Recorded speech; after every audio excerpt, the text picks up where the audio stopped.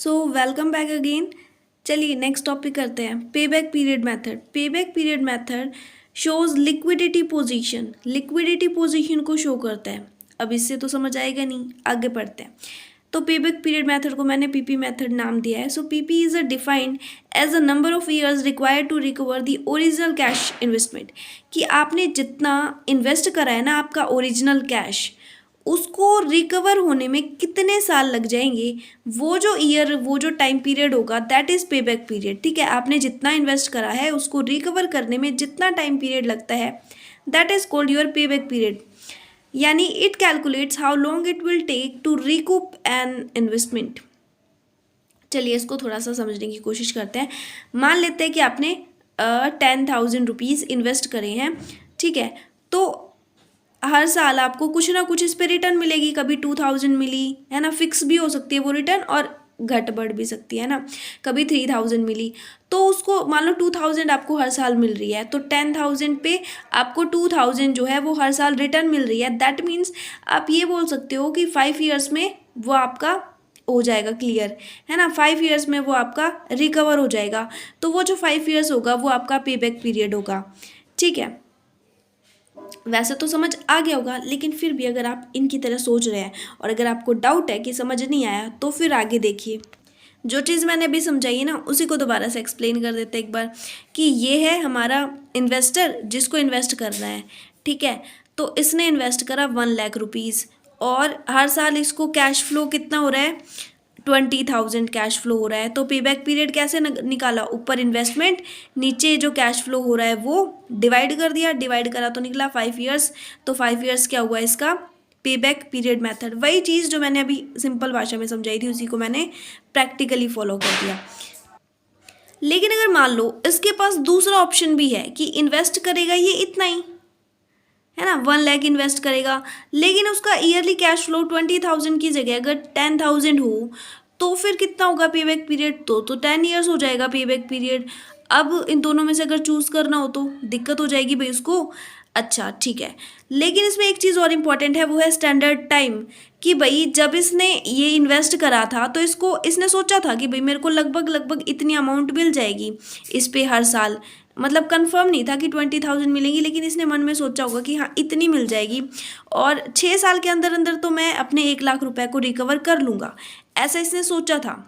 उसे पता नहीं था कि 20,000 उसको मिलने वाली है, बस ये सोचा कि मैं ये इन्वेस्ट कर रहा हूँ और 6 साल के अंदर अंदर मैं इस अमाउंट को रिकवर कर लूँगा। लेकिन जब उसने देखा कि उसके पास इतने पैसे आए हैं हर साल और 5 साल में उसकी रिकवर होगी, तो यानी स्टैंडर्ड टाइम से उसका पेबैक पीरियड क्या हुआ, कम हुआ।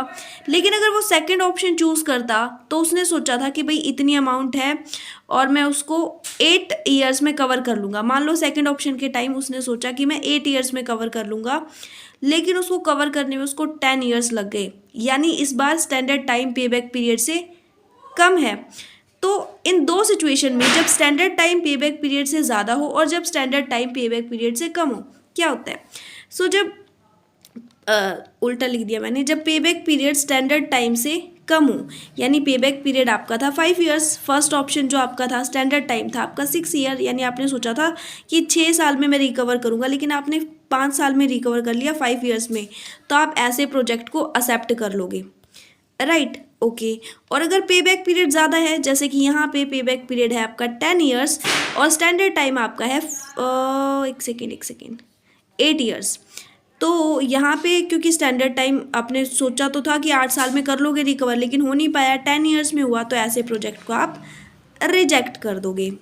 सो पेबैक पीरियड निकालने का फॉर्मूला क्या है, ईयरली कैश फ्लो, कितना कैश फ्लो हो रहा है, और टोटल इन्वेस्टमेंट, इनिशियल इन्वेस्टमेंट आपकी कितनी है। ठीक है, अब ये ईयरली कैश फ्लो क्या है, चलो ये समझते हैं कि आपने टैक्स से पहले का जो प्रॉफिट होगा, वो प्रॉफिट, उसमें से आपको पहले टैक्स माइनस करना है, तो आफ्टर टैक्स वाला प्रॉफिट आ गया। अब उसमें डेप्रिसिएशन प्लस करना है, ऐड करना है मतलब, तो इससे आपकी ईयरली कैश फ्लो आ गई। ठीक है, कैसे आएगी, टैक्स के बिफोर वाले प्रॉफिट में से टैक्स माइनस करना है, प्रॉफिट आफ्टर टैक्स आ जाएगा, उसमें डेप्रिसिएशन प्लस करना है, सो ईयरली कैश फ्लो आ जाएंगी। सो पेबैक पीरियड का इतना टॉपिक समझ आया। अब इसके मेरिट्स और डीमेरिट्स देख लेते हैं। अब देखिए इसकी मेरिट्स और डीमेरिट्स। एक चीज़ और बहुत ध्यान देने वाली बात है कि डीमेरिट्स जो है ना, इससे रिलेटेड कुछ और चीज़ भी है, यानी ये मोस्ट इंपॉर्टेंट है। सो मेरिट क्या है, समझना इजी है, इस मेथड को कैलकुलेट करना भी इजी है, और फर्म जो है अगर लिक्विडिटी प्रॉब्लम फेस कर रही है तो उसमें ये हेल्प करेगा आपको कि भाई कौन सा ऑप्शन हम चूज़ करें, और high cost of financing situation जैसी प्रॉब्लम्स को भी ये सॉल्व करता है। सो डीमेरिट्स क्या है कि ये होल लाइफ को कंसीडर नहीं करेगा, मतलब इसने जितना स्टैंडर्ड फिक्स किया उसी पे बेस्ड होती है, ऐसा नहीं है कि पूरे साल चलता रहे प्रोजेक्ट, और टाइम वैल्यू ऑफ मनी को इग्नोर करता है, और ऐसे कैश इनफ्लोज जो कि पेबैक पीरियड के बाद आ रहे हैं उनको ये रिजेक्ट कर देगा। जैसे हमने देखा था पीछे कि इसने स्टैंडर्ड फिक्स किया 8 ईयर्स का, लेकिन 10 ईयर्स आया इसका प्रोजेक्ट का लाइफ टाइम, तो इसने उसको रिजेक्ट कर दिया, तो वो तो इसमें आएंगे ही नहीं, उनको इग्नोर करता है ये। और साल्वेज वैल्यू ऑफ प्रोजेक्ट जो है उसको भी ये इग्नोर करेगा, मतलब साल्वेज वैल्यू इसमें इंपॉर्टेंट नहीं होती, और rate of return on investment को भी ये इग्नोर करता है। ठीक है, तो अब इम्पॉर्टेंट क्या था इसमें, चलो भी आगे देखते हैं, पता चलेगा। सो जो आपके डीमेरिट्स है ना उसका ट्रीटमेंट भी होगा। ओह सच में, हाँ भाई सच में, तो चलो देखें। तो हमारी फर्स्ट डीमेरिट थी ignore whole life time of project, कि प्रोजेक्ट का होल लाइफ टाइम को इग्नोर करता है, तो इसका ट्रीटमेंट करते हैं ना, इस बीमारी का इलाज करते हैं। देखो क्या है, पोस्ट पेबैक पीरियड मेथड, अगर ऐसी कोई बीमारी है तो फिर वहाँ पे हम कौन सा मेथड यूज़ करेंगे, ये मेथड यूज़ करेंगे। ठीक है, पेबैक पीरियड की जगह post payback period method use कर लेंगे। अच्छा, सेकंड प्रॉब्लम क्या थी कि टाइम वैल्यू ऑफ मनी को इग्नोर करता है, इसका भी सॉल्यूशन है हमारे पास, डिस्काउंटिंग पेबैक पीरियड मेथड। ठीक है, salvage value of project, sorry, salvage value of project को भी इग्नोर करता है, तो उसके लिए कोई दिक्कत नहीं है भाई, बेल आउट पेबैक पीरियड हम यूज़ कर लेंगे, पीरियड मेथड को। ठीक है, अच्छा ये rate of return on investment को भी इग्नोर करता है, तो भी कोई दिक्कत नहीं है, पेबैक रेसिप्रोकल मेथड को हम यूज़ कर लेंगे।